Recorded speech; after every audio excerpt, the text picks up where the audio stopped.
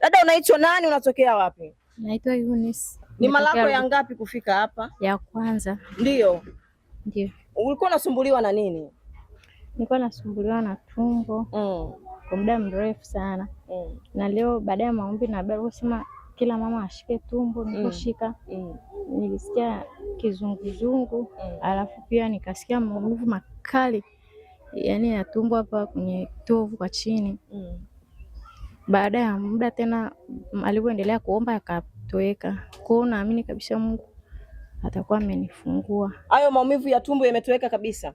Hiyo hali imedumu kwako ikiwa na muda gani? Miaka 3. Ulishawahi kwenda hospitali? Nishawahi kwenda, kila wakipima wanasema ni gesi imejaa tumboni, hawaoni tatizo.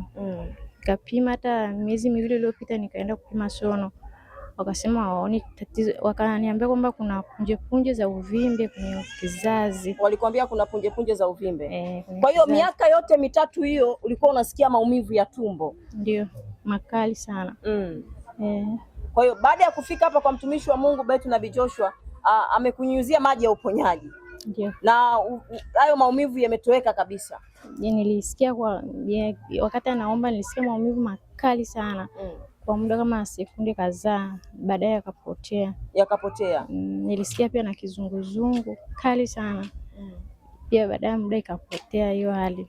Kwa hiyo namwamini kabisa Mungu wa Nabii Joshua atakuwa ameniponya. Amina. Mungu akubariki sana. Mungu akutendee mema.